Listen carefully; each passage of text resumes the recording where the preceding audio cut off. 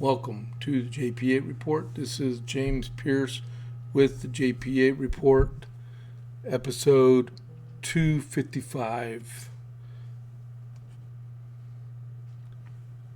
Hello, everybody. Thank y'all for tuning in today. And so welcome to the JP8 Report. It's November 7th. And before we get started, don't forget to click that follow button on the JP8 report, and then right next to it is give us a like or a thumbs up, and share the podcast so more people can see it. So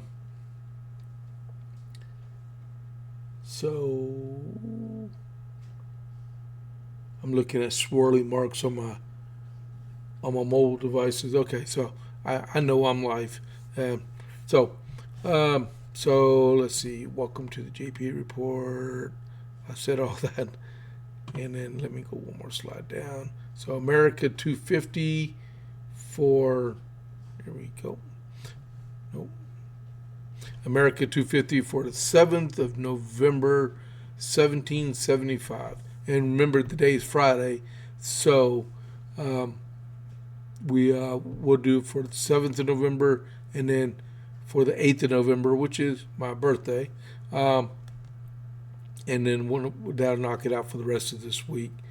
And let's see. So for the 7th is a letter from Virginia's Royal Governor, Lord Dunmore, declaring martial law on the Commonwealth of Virginia. All right. So by His Excellency, the Right Honorable John Earl of Dunmore, His Majesty's Lieutenant and Governor General of the Colony and Dominion of Virginia, and Vice Admiral of the same, as I have ever entertained hopes of an accommodation might have taken place between Great Britain and this colony without being compelled by my duty as the most disagreeable but now absolutely necessary step rendered so by a body of armed men unlawfully assembled, firing at His Majesty's tenders, and the formation of an army, and that army now on their march to attack His Majesty's troops and destroy the well-disposed subjects of this colony. To defeat such treasonable purposes, and that all such traitors and abettors may be brought to justice, and that the peace and good order of the colony may be again restored, which the ordinary course of civil law is unable to effect. I have thought fit to issue this my proclamation, hereby declaring that until the aforesaid good purposes can be obtained, I do, in virtue of this power and authority to me given by His Majesty, determine to execute martial law and cause the same to be executed throughout this colony, and to the end that peace and good order may be soon restored, I do require every person capable of bearing arms to resort to His Majesty's standard, and to be looked upon as traitors to His Majesty's crown and government, and thereby become liable to the penalty and law inflicts upon such offenses, such as forfeiture of life, confiscation of lands, etc., and etc.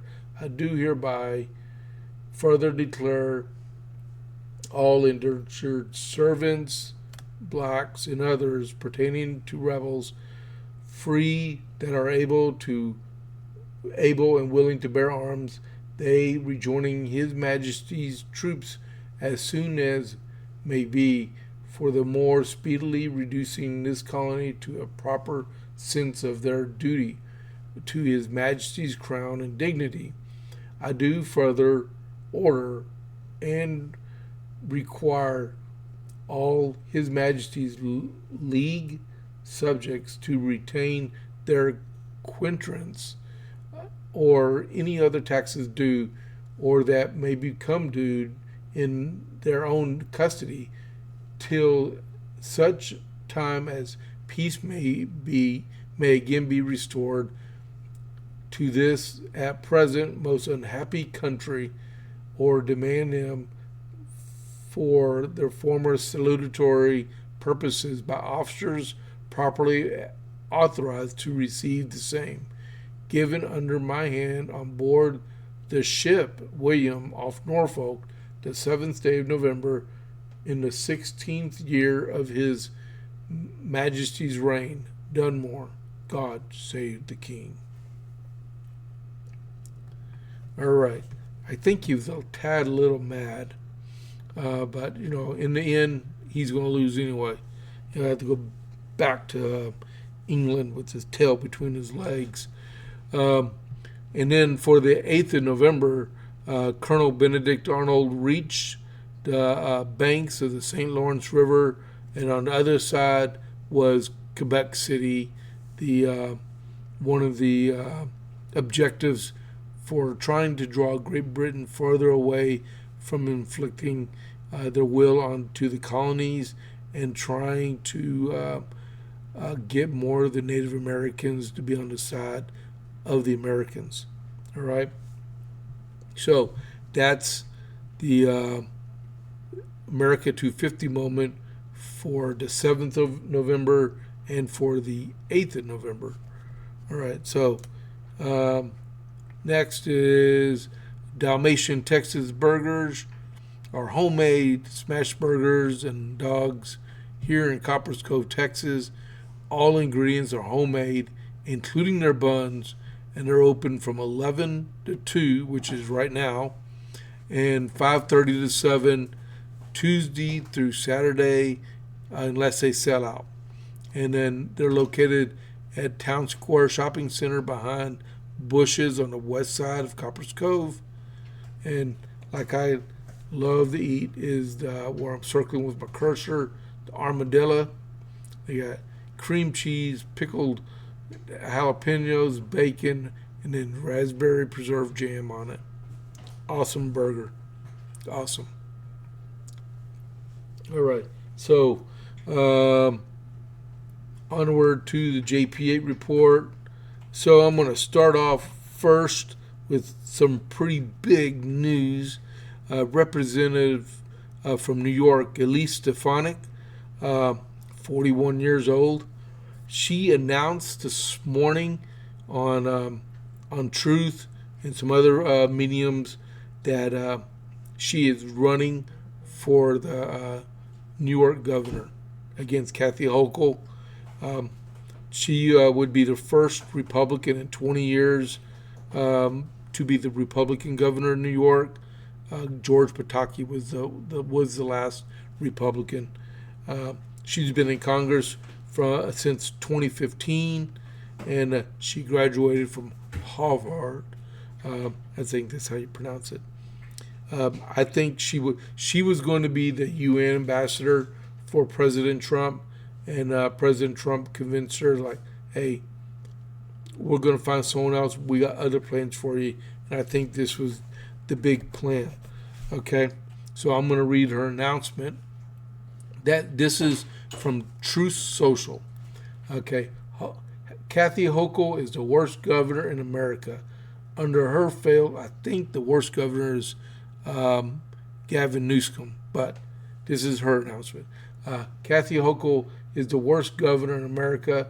Under her failed leadership, New York is the most unaffordable state in the nation, with the highest taxes, highest energy, utilities, rent, and grocery bills. When New Yorkers were looking for leadership from our governor, she bent the knee to the raging defund the police, tax-hiking communists, causing catastrophe for New York families. I am running for governor to make New York affordable and safe for all.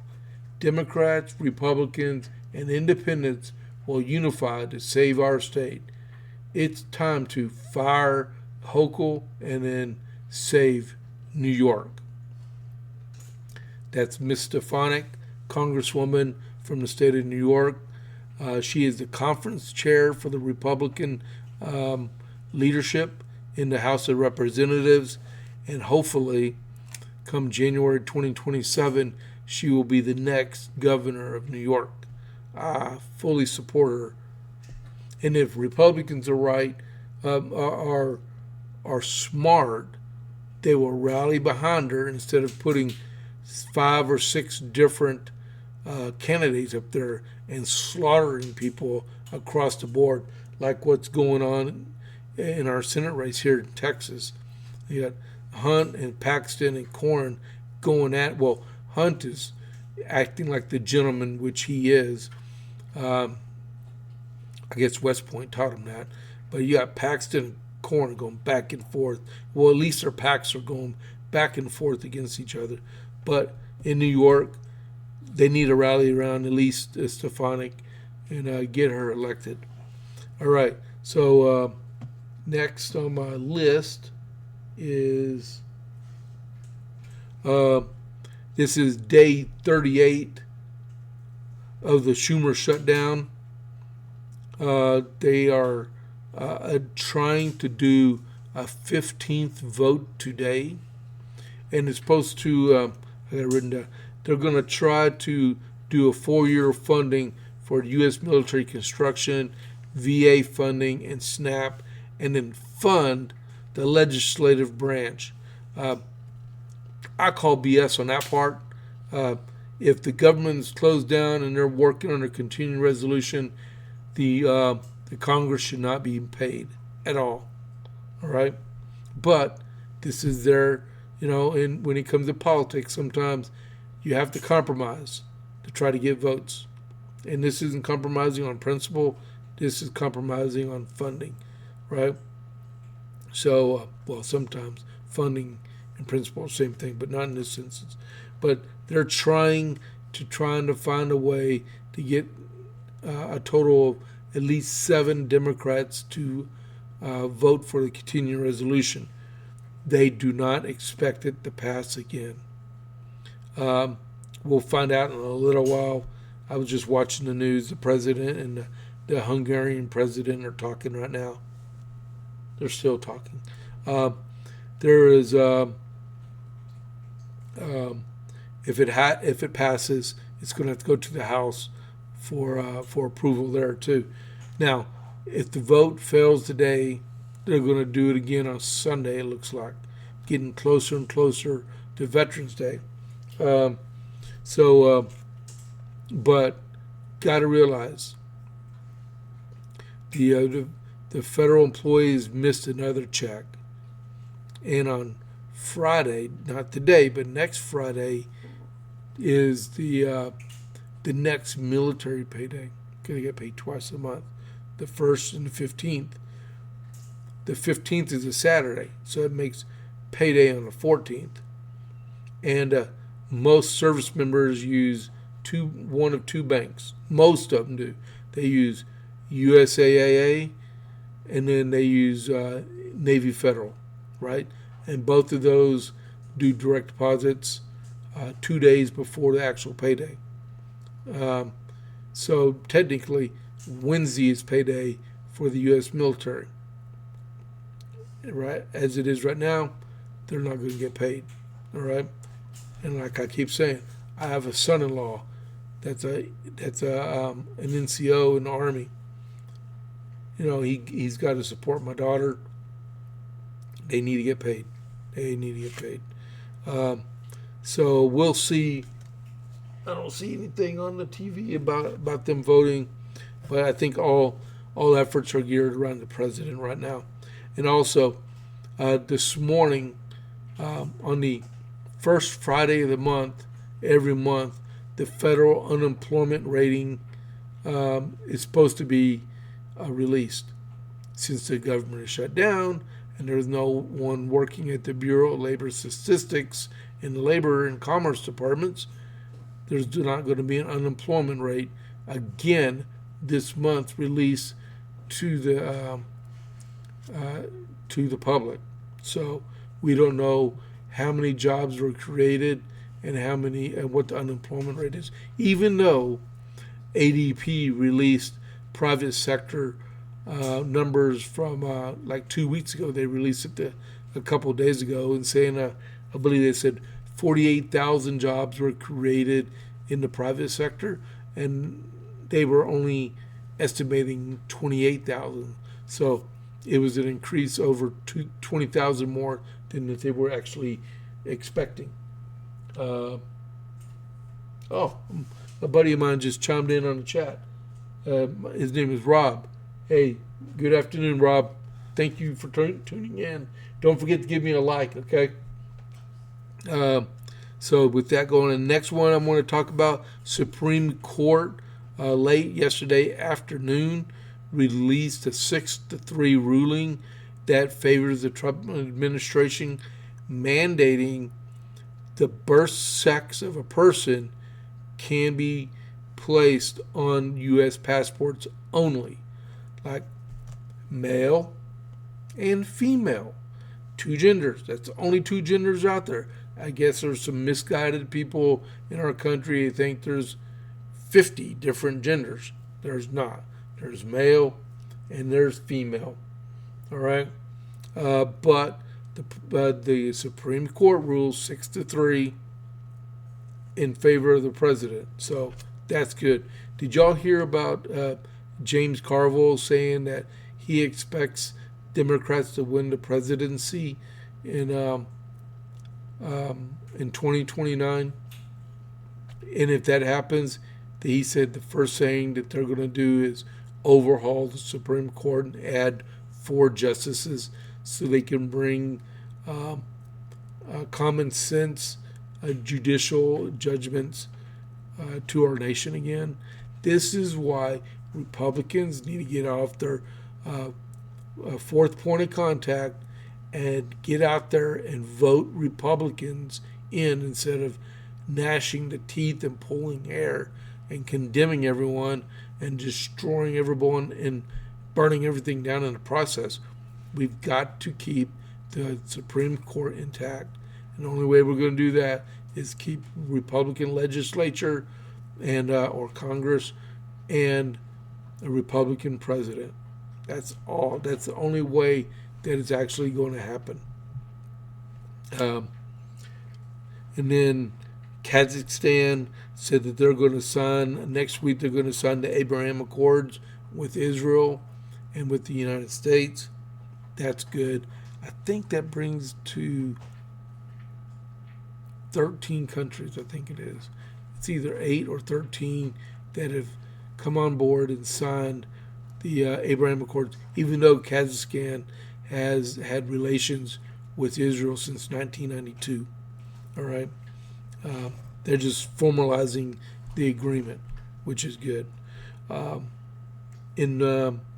Secretary of State Marco Rubio said that 80,000 visas from Venezuela will be revoked, and those 80,000 people will have to go back to Venezuela. There are people with criminal records, overstayed visas, asylum seekers that they weren't really justified for filing for asylum. All right. Sorry about the noise in the back of me, but it sounds like we have a cat that's tearing up things. I'll take care of her in a little while.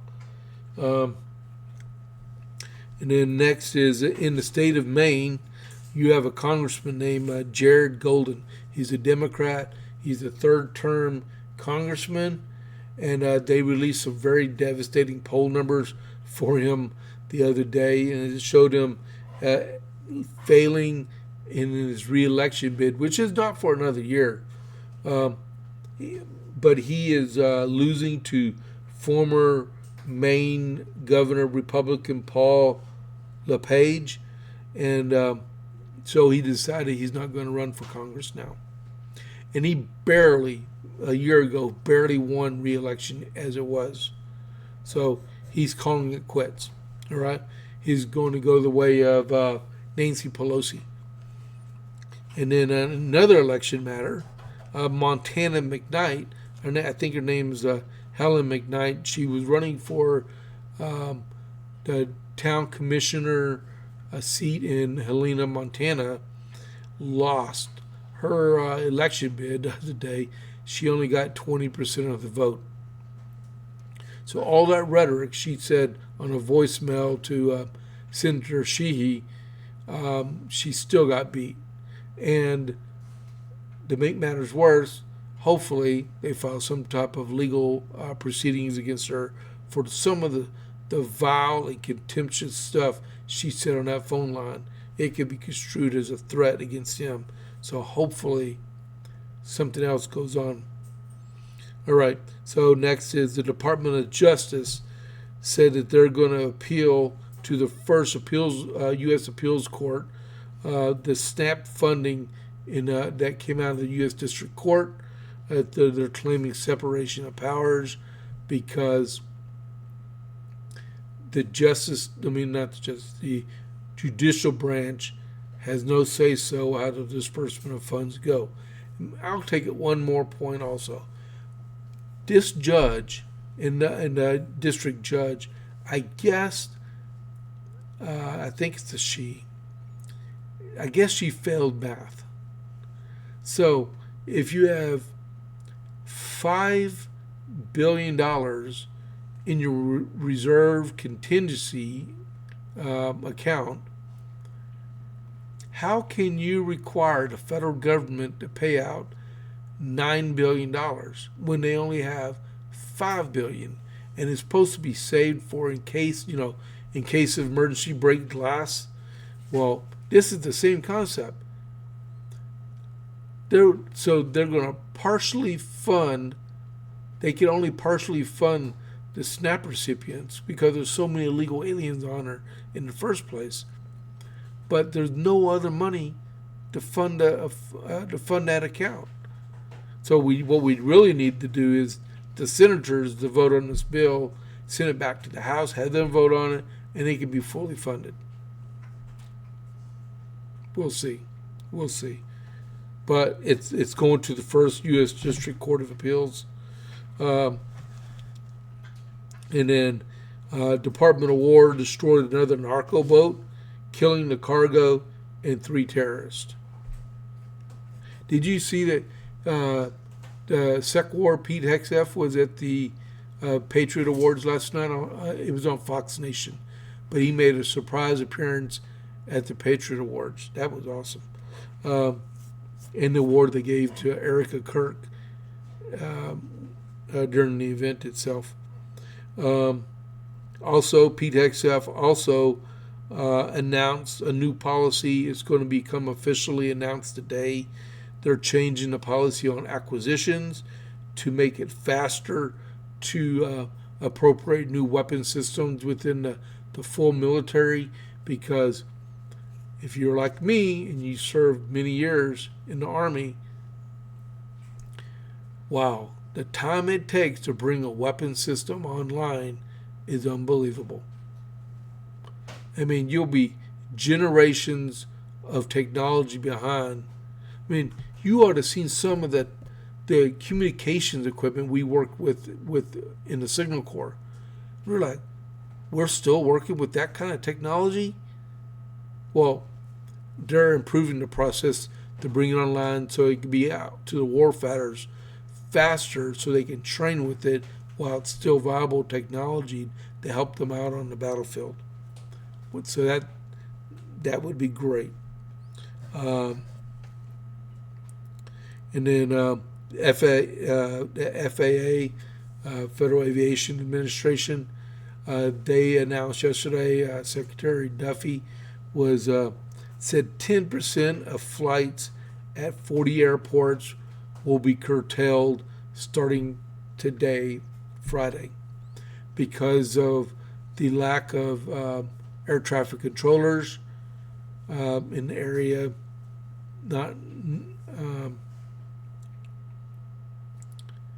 We need the stuff funded desperately. I don't know what's getting up with these Democrats, but It's not fun and games anymore. I mean, what's next? We're going to make it a 25% of all flights get canceled? 50%? Shut down the air corridor for the United States because we can't pay our flight attendants and they're calling in sick or finding a part-time job to put food on their table? When your money runs out, your money runs out. You know, we're talking about the FAA right now. I said it the other day, last week. The EPA is totally out of money. There is nothing going on at the EPA at all because they got zero federal funds to operate with. We need something voted on. Well, I'm talking about on Fox News, Transportation Secretary Duffy on airline disruptions. Right now in Atlanta, there's 195 delays. There's 855 cancellations across the country right now. So if you're about to go to the airport, I would make sure you still have a flight. All right. Hold on just a second.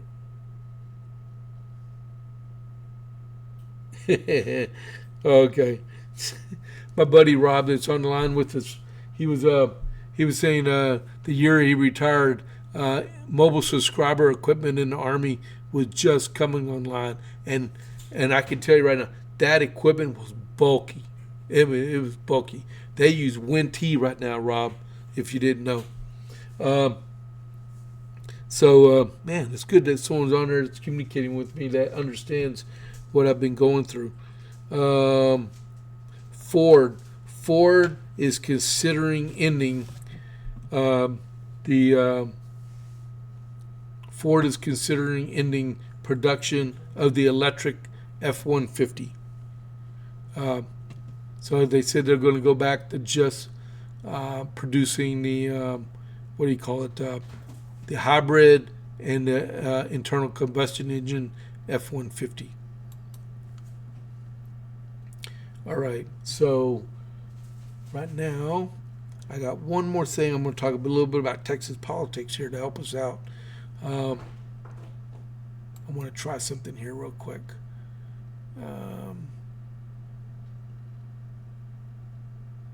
Nope, I can't do it.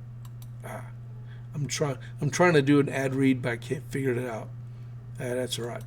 I'll get to it. If you are able and you're watching to get a Rumble Premium, go for it. It's a good investment, and I'm not going to get paid for this ad read, but and there's no ads, right? So give it a chance.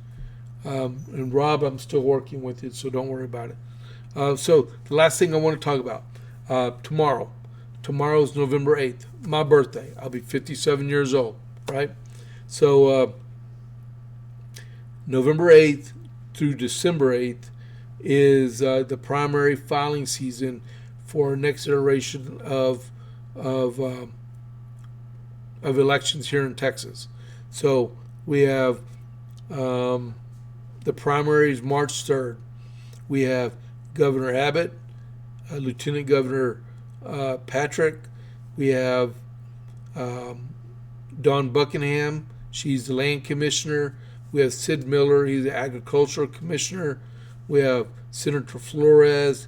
All those people we know that have said that they are actually running for re-election. All right. Our Shelby Slauson, I do believe she's going to run again also. So we'll see announcements come out with them when they file Congressional District 31. You have Congressman Carter. We got Ray Hamden, Abraham Garapati, Steve Dossett. All those are running for the nomination for CD 31. And then you have our U.S. Senator, John Cornyn. We have Ken Paxton and Wesley Hunt running for the nomination for the U.S. Senate in the state of Texas. We have In Coryell County, we have County Commissioners number 2 and number 4 that's up for nomination for next November, and they are both competitive. They both have candidates in them. And then be aware, here in the state of Texas, we have new congressional district boundaries. So you really, really need to know. Like Jasmine Crockett needs to look at hers because she is out of a district. So she has to make some decisions on what she wants to do now, right? Matter of fact, Congressional District 18 used to be Sylvester Turner. He passed away shortly after he took office. They had their election, and it's going to go into a runoff. I believe it's December or January. I don't have that one. All right, and then also our Lincoln Reagan dinner is February 21st here in Coryell County. Politics, you have a lot of stuff going on. I was listening to Graham Allen this morning. He was talking about the stuff about the podcaster with the initials C and O, about the nonsense she's rhetoric up across the spectrum. Their podcast, about 25 minutes of their 1 hour took with talking about her. All right. I choose not to talk about her. So we'll change that one. Then you have Marjorie Taylor Greene said that she's thinking about running for president. I don't know if she was serious or if she was just talking. But don't wait for the last minute. Matter of fact, here in Coryell County, that if you are going to sign for register for the primary tomorrow, we're going to be in Coppers Cove from 9 to 12 at Lil Tex, and then from 1 to 4 we're going to be at the feed mill up in Gatesville. So you can bring your money or your petition, and you can file for office. And like Norm told us the other day, make sure your application to run for office is notarized and you have all your paperwork. Be prepared to spend money. Don't be one of these candidates that are going to go out and just, I'm going to see how popular everybody is, and I'm not going to spend any money, and I'm going to get elected. You're wrong. You're wrong. You're wrong. It takes money to run, because what's going to happen is one day you're going to run up against a Democrat, fully funded Democrat, and you're going to have your little mentality right there saying, I'm not going to spend no money, and if they want me, they'll elect me, and you'll get whacked. All right? We don't need none of that junk happening.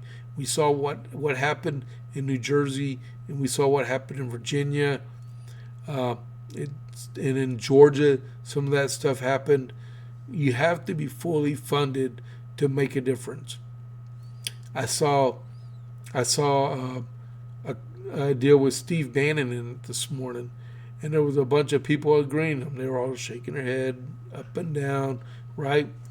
But like I mentioned to my wife, like, how many of those rich people right there are really willing to find someone that needs funding in their campaigns and write that check so they can be fully funded to do what they need to do to win? Because a lot of them won't. You got people like Alex Soros and his dad, George Soros. They write millions of dollars, and they get all these socialists and communists elected through the DA system, through the governors. They help the squad out, and these guys they're swimming in money, right? And the first time they go to a Republican and said, "Can you write me a $50 check to help my fund my donations for my campaign?" And they turn their head and leave. Ridiculous. Totally ridiculous. Why should we, like at our fish fry that we have here, or our Lincoln Reagan dinner, beg people to come and donate money to our county so we can help support our candidates we want to support. There should be no reason there. If you are like if in your county, we'll just keep it Texas, okay? If you are an elected member of your area, right, and you're in town, there should be no reason why you don't support a function for your Republican Party who helped you get elected. Case in point, our our judge we have here, our county judge. This year we had our Lincoln Reagan dinner, which Governor Abbott was at, right? And then we had our fish fry. Our county judge, I'm not mentioning his name, our county judge wasn't even there at either events at all. Why not? I mean, I can understand constables not coming because they're law enforcement officers. Commissioners, that'd be great. The commissioners, 3 of the 4 commissioners actually cooked our fish fry for us. They volunteered their time. Where's the rest of them? Our district clerk, you know what she did? She showed up at the fish fry. Her name's Becky Moore. She's running for re-election, right? She showed up, paid her money for the fish fry, and then volunteered to help us with the rest of the event. We didn't even ask. She said, "Where can I help?" And she helped us. That's great. We should be doing stuff like that. Republicans help Republicans. We got to maintain that to get elected, to maintain our majorities in our Senate and our House. If not, those Democrats are going to rip us to shreds. I mean, does anyone else have a question? I got 15 people watching. That's awesome. If you have a question about that stuff or a statement, put it in the live chat right now. I mean, we do it too much to ourselves. We do a circular firing squad and shoot each other, figuratively, just so the Democrats can get elected. You know what we're trying to do right here in Texas right now? You got me going. You got me going. Our state Republican Party chair, right, Abraham George, is trying to close the Republican primary so only Republicans can vote for Republicans. That is the smartest thing I've seen done. But our Republican Secretary of State is fighting him over it. So we would rather a weak Republican get nominated to run for office because a bunch of Democrats jump into our primary and vote for a weak Republican instead of the Republican we want to get elected. We had the problem in January by the person that was not going to be, that we had decided was going to be the speaker, did not get selected because the Democrats, along with 38 Republicans that are rhinos, decided to come in and get someone else. That, you know what he did? He went and made all Republicans committee chairs. And then he went right behind, even though we have the majority, and made all the Democrats vice chairs. And then gave them a paid staff. What are we doing? You're just giving ammunition to the enemy. There should be all Republican chairs and all Republican vice chairs. And this is why we want to close our primary. So only Republicans vote for Republicans. And same thing with the Democrats. And only Democrats vote for Democrats. It's the way it should be. That's how you ensure integrity in the party system. Any comments? Nope. All right. So a little admin notes. On Monday, I will broadcast at 2 p.m. because I have 11 a.m. VA appointment.